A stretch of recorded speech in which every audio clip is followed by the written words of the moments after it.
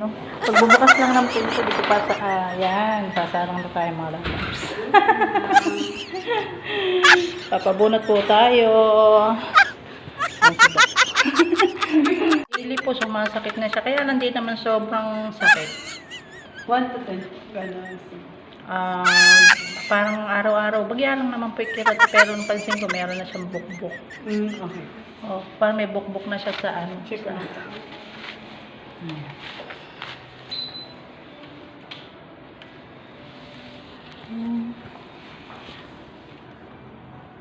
Ito po ba?